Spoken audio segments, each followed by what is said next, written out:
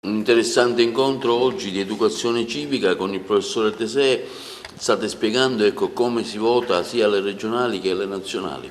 Assolutamente sì, abbiamo ritenuto di sentire il dovere di dare ai nostri ragazzi questa opportunità nell'ambito del nostro già ricchissimo curricolo di educazione civica, perché riteniamo che soprattutto i ragazzi che per la prima volta si approcceranno al voto, quindi i nostri diciottenni, diciannovenni, con un sistema elettorale che anche a noi adulti a volte appare farraginoso, ritengo che sia davvero doveroso da parte della scuola. Oggi parliamo di sistema elettorale e parliamo di un sistema elettorale che di fatto detta le norme per tradurre in rappresentanti l'elettorato.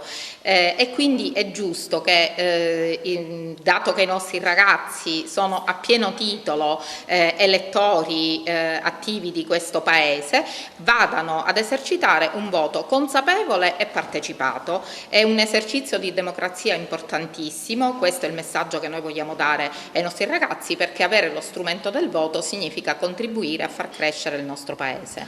Approfittiamo per un'altra domanda. È iniziato da qualche giorno l'anno scolastico. Con quali prospettive guiderà la scuola quest'anno, Presidente?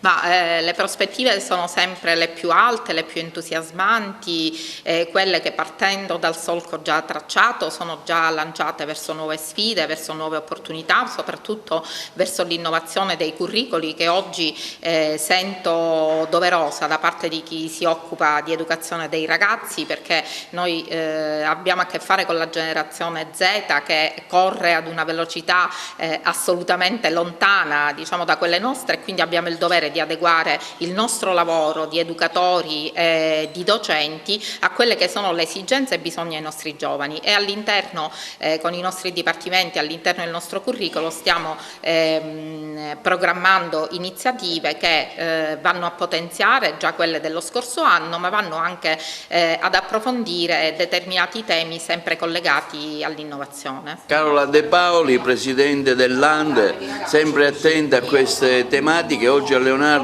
lezioni di educazione civica proprio per spiegare a nuovi lettori come si andrà a votare. La preside, la dottoressa Patrizia Pilato del Liceo Scientifico Leonardo ha invitato l'Associazione Nazionale Donne Elettrici in questa occasione a collaborare in qualche modo il professore Tesè in questo percorso di chiarimento del sistema elettorale, sia per le elezioni regionali che per quelle della Camera e del Senato nazionali. La mia presenza come Presidente del Lande vuole oggi ribadire l'importanza del voto, l'importanza che i ragazzi che hanno appena compiuto o durante quest'anno 18 anni vadano ad esprimere il diritto di voto, perché rappresenta un momento fondamentale della libertà del cittadino, e quindi di fare passare un messaggio forte conformemente a quello che è lo statuto del Lande, di combattere l'astensionismo. Professore Tesè, oggi qui all'Istituto Leonardo una lezione di educazione civica per spiegare appunto i meccanismi ai giovani che andranno a voto per la prima volta di una legge elettorale ovviamente molto complessa e una molto più semplice che quella per la regione siciliana. Sì, ma io devo dire con estrema franchezza che un po' per l'attenzione, un po' per la preparazione che questi ragazzi si ritrovano è stato meno difficile di quanto pensassi.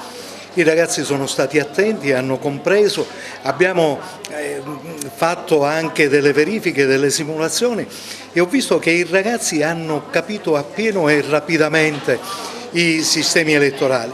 Hanno anche espresso delle note, delle valutazioni personali, intelligenti, interessanti. Ma soprattutto la cosa che si è capita di più oggi è quella che non soltanto il voto è un diritto conquistato anche con il sangue dai nostri padri e dalle nostre mamme, che hanno voluto questo diritto sacrosanto, espressione di democrazia, ma i ragazzi hanno compreso e comprendono che votare è anche un dovere che esige una grande consapevolezza e soprattutto un grande senso di responsabilità. Io oggi me ne torno con grande ottimismo, perché penso che, se è vero come è vero che la società di domani sarà tale e quale. La scuola di oggi avrà contribuito a preparare i ragazzi che ho visto oggi qua a Leonardo di Agrigento, sono ragazzi che lasciano veramente a ben sperare e sicuramente la società di domani sarà veramente migliore.